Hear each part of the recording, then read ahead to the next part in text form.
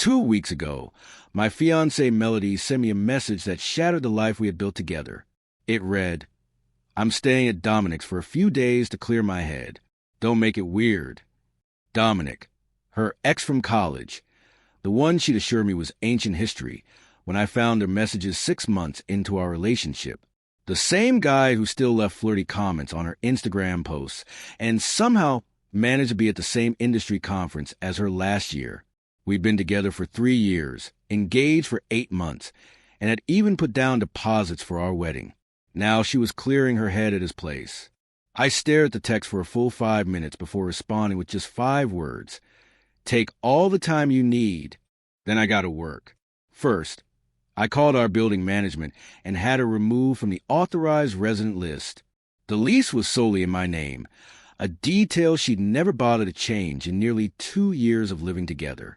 Next, I deactivated her access fob to the building's gym, pool, and parking garage, all covered under my membership. I also canceled the additional phone line on my plan that I'd been paying for since her phone broke 6 months ago. Then I transferred her portion of our joint savings back into her personal account. We had always kept separate personal accounts alongside our joint one, a precaution that proved wise. Finally, I packed all her belongings, clothes, jewelry, electronics, and personal items, and had them couriered to her mother's house with a simple note. "These belong to Melody. Please ensure she receives them." I didn't send angry texts or blow up her phone demanding explanations. I simply disconnected our lives one system at a time. The next day her mother called, clearly puzzled. "Melody's things just arrived here. Is everything okay?" Melody decided to stay at her ex-boyfriend's place to clear her head. I replied calmly, "I'm just helping her clear it further by giving her space. She can reach me through you if needed, as her phone might not be working." There was a long silence on the other end. Clearly, Melody hadn't filled her family in on her sudden relocation. Interesting.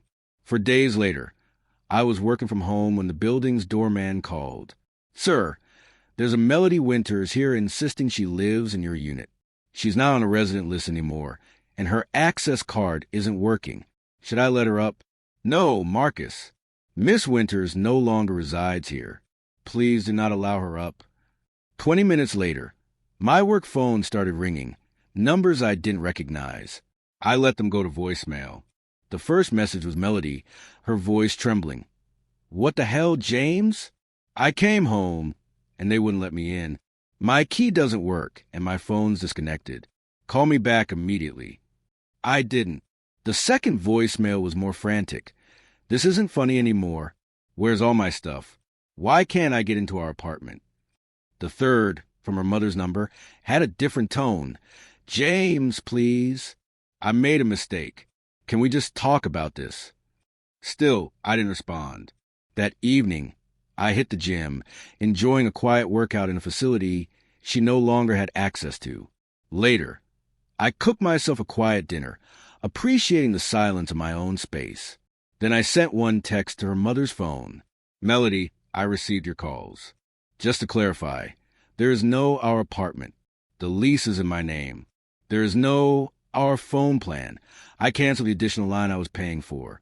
There is no our wedding. I postponed everything. You chose to stay with your ex to clear your head. Consider it cleared, along with your belongings, which were delivered to your mother's house 4 days ago. If there are items missing, provide a list and I will check if they're here." That text opened the floodgates, calls from her friends, her sister, and eventually her father, a man I respected. He sounded tired. "James, can I come by tomorrow to talk?" "Just me." I agreed, but not at my apartment. We met at a nearby coffee shop. He looked at me with a mix of confusion and resignation. "Melody claims you overreacted," he began. "She says she just needed space to think about the wedding. Dominic is just a friend." I nodded, then set my phone on the table. I usually don't record conversations, but I started keeping receipts when things fell off. I played an audio clip from 3 weeks earlier. Melody on a call she thought I couldn't hear. "I don't know, Dom." "Yes, we're still engaged." "No, I haven't told him yet. It's complicated. I need more time. The wedding's already paid for. I'll figure out." Her father's face crumpled. He rubbed his eyes, his voice thick. Her mother and I raised her better than this. I believe that, too, I said. We sat in silence for a moment. Finally, he asked, "What happens now?" "Nothing," I replied. "It's over." The relationship ended the moment she chose to stay with her ex.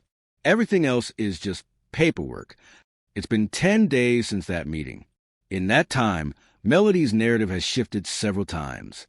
First, she just needed space and I overreacted. Then, she was confused about the wedding. Dominic was just a friend offering perspective. Next, I was controlling and suspicious, pushing her to reconnect with an old friend. Now, the current version is that she made a single mistake and I am punishing her disproportionately.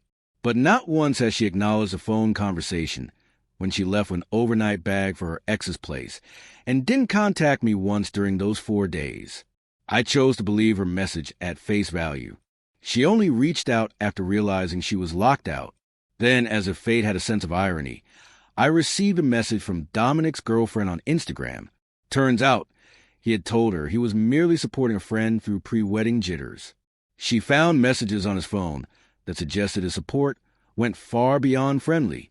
Now she too has moved out, finding herself locked out of a life built on shaky promises.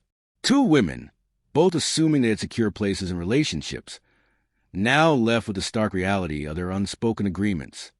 I've blocked Melody on everything except email, which I've filtered to a separate folder I check once a week. Her belongings remain at her mother's house. As for the wedding, most of the deposits are refundable, and I plan to return her share once everything is settled. Cold, maybe, but there's a colder truth. Texting your fiancé that you're staying at your ex's as casually as if you're announcing a weekend trip. Some people need dramatic confrontations and tearful farewells. I prefer clean exits and clear boundaries. She sent a text. I acted accordingly. End of story. A few weeks later, I received a small package by courier. Inside was an engagement ring that once belonged to my grandmother, along with a brief handwritten note from her father. "This should be returned to your family." I appreciated the gesture, a rare moment of clarity in a chaotic situation. Legally, some had warned me that Melody might have a claim to my apartment, given she had lived there for nearly 2 years. However, without her name on the lease and without any direct rent payments to the landlord, her rights were minimal. I consulted a lawyer and documented everything. So far, it hasn't become an issue.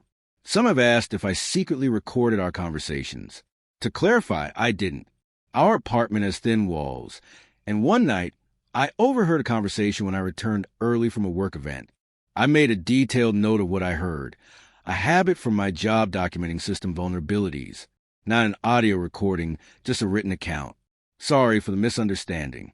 From what I've heard through mutual friends, most of whom have sided with me, Melody is still staying with her parents. Dominic, for his part, seems to be attempting to patch things up with his girlfriend rather than offer Melody a place to stay. Interesting how priorities shift when the full story comes to light. Regarding the wedding, the venue and other vendors were surprisingly understanding. It seems this isn't their first time handling a canceled wedding under similar circumstances.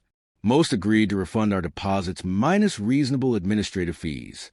Once everything is processed, I'll transfer Melody's portion to her personal account. Business is business. An unexpected twist came when Melody's younger sister reached out to apologize. She admitted that after hearing the full story, she felt embarrassed by her initial anger. She assured me that not everyone in their family condones what happened.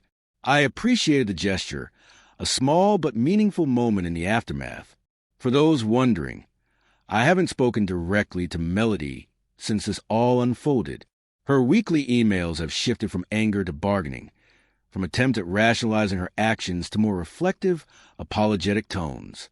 The latest read, "I never actually did anything with Dominic. I just needed to figure out if what we had was real or if I still had feelings for him. Even if that's true, which I doubt, it doesn't change the core issue. Who text their fiancé that they're staying at their ex's place to clear their head? That alone was the deal breaker. Everything after was just me executing the necessary steps to reset my life after a critical relationship failure. I've seen comments calling me cold, robotic, or heartless. I don't see it that way.